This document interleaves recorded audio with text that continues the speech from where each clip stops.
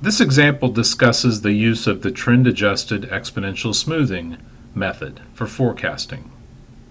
In this case, the time series in question is the Dow Jones Industrial Average from the year 1991 through 2010. The goal is to create a forecast for the Dow Jones Industrial Average in 2011.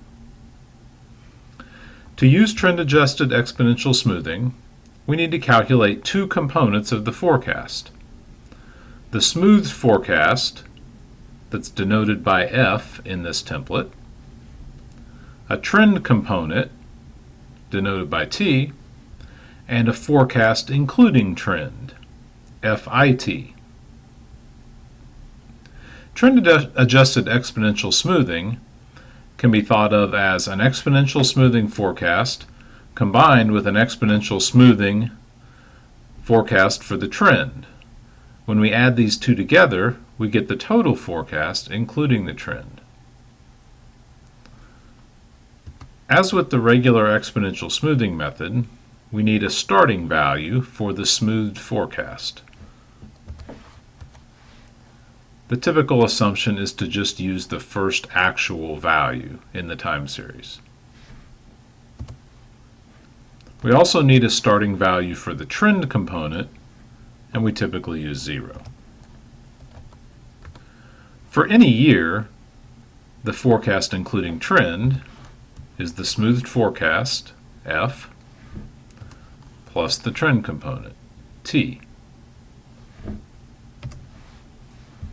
This forecast won't change, so this formula can just be copied down to the rest of the periods. Of course, there's zeros for every year but the first one so far, but this will change as we fill in the correct formulas for the smoothed forecast and the trend component. In each year, the smoothed forecast works just like a typical exponential smoothing forecast. It will be the prior year forecast, which is the FIT value, plus a percentage, which is alpha,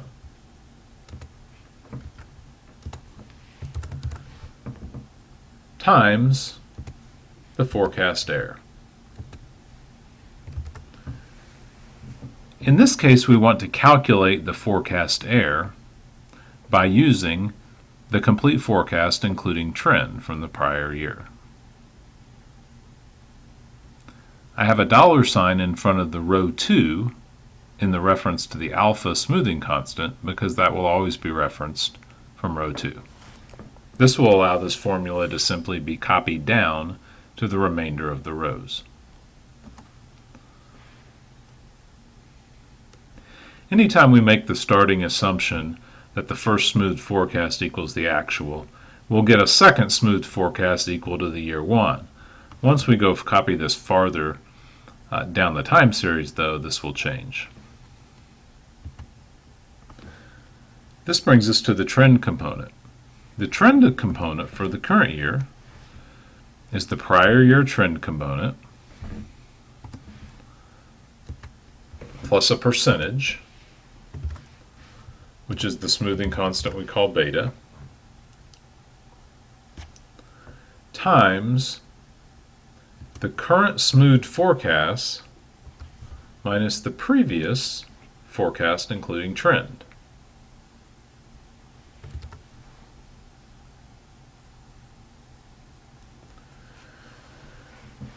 In this way, we're seeing how much error there is in the trend when we just look at the smoothed forecast and then adjusting for this.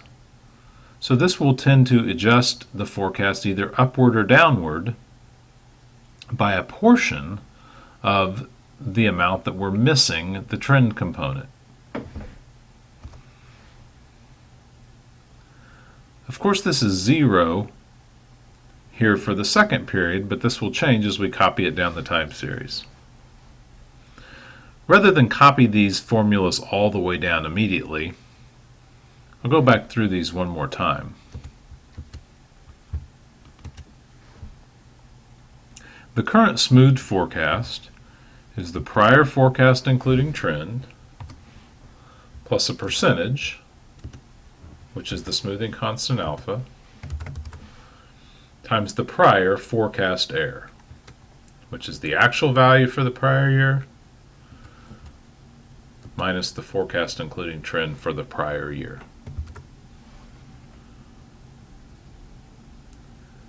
The forecast error is no longer zero, so the smoothed forecast will start to adjust to the actual data. The trend adjustment for the third year is the prior year trend adjustment plus a percentage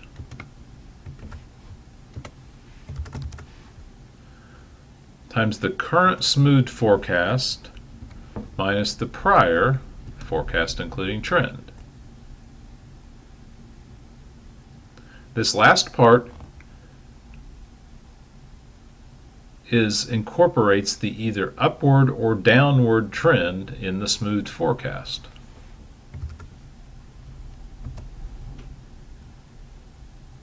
Now we have a positive trend component, so if we look at the formula that adds together the smoothed forecast plus the trend component, we have a different number, of course, in the third period than we did in the second and first periods.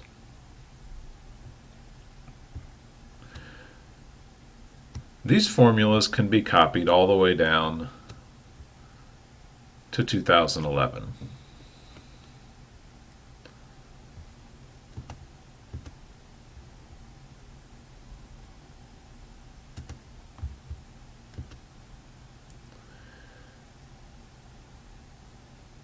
Now we'll calculate the MSE, or mean squared error, of this forecast. Whether using the typical exponential smoothing or this trend-adjusted exponential smoothing, I'm going to skip the first forecast error. You'll notice that the first forecast error would always be zero if we calculated it, because we made the assumption that the first smooth forecast was equal to the actual. So I'm going to drop down to the second period and calculate the forecast error as the actual minus the forecast including trend.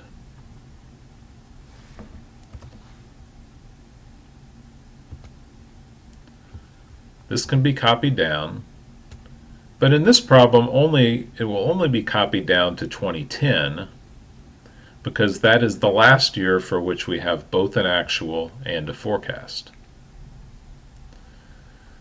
If we count these errors, notice that there are 19 periods that have both an actual and a forecast. The squared error is simply the error squared.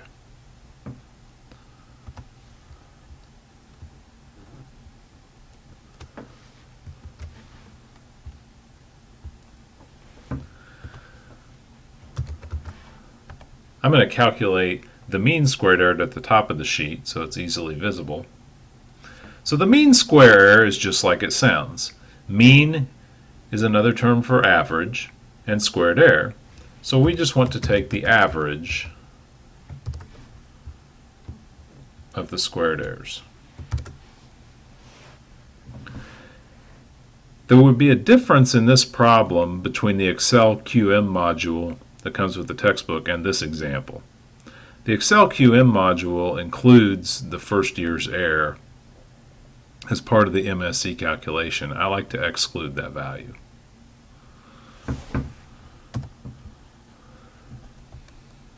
So the MSE in this case is a very large number. Sometimes we calculate the SE, or standard error, as the square root of the mean squared error. The purpose of squaring the errors for the error calculation is that some of the errors are negative and some are positive. When we square these, it takes into consideration that sometimes we miss on the low side or miss on the high side. It removes the negative sign in a sense. When we take the square root to find the SE, or standard error, then we put the error measurement back in terms of the actual data. So the standard error is 1636. We can interpret this as the fact that we missed the forecast, and the forecast misses the actual in a typical year by about 1,600.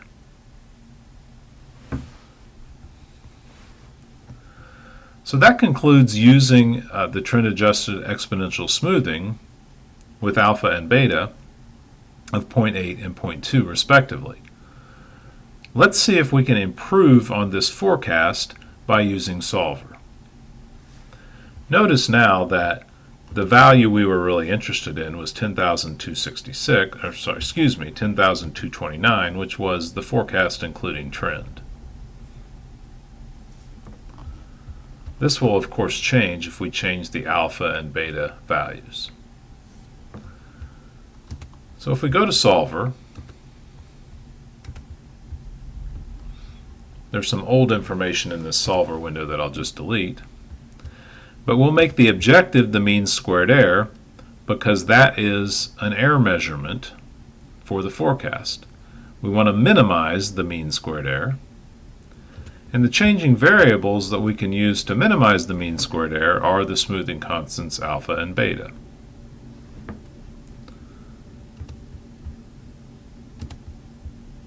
Your constraint window should be empty when you start. The one constraint that we'll put in is that the smoothing constants have to be less than or equal to 1 because they're interpreted as percentages. So I'm going to highlight both of those cells in the left-hand box. Less than or equal to is already selected, and I'll put 1 in the right-hand box. While this is done in one constraint window in Solver, it's actually interpreted as two separate constraints, one on C2 and one on C3. This value here is not the sum of these cells. We want to make the unconstrained variables non-negative.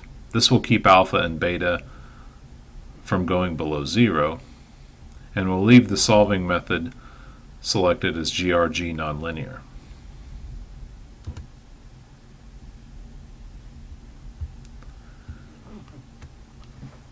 If we click Solver, we get a solution, and the mean squared error for the solution is slightly lower. You'll see that alpha and beta have changed slightly to 0.89 and about 0.02, and the forecast including trend is about 10,425, which is about 200 points higher than with the arbitrarily chosen 0.8 and 0.2. So this concludes the demonstration of the trend-adjusted exponential smoothing method. Another good exercise would be to take the problem on page 169 in the textbook and try to set that up in an Excel spreadsheet and reproduce the results that are shown there.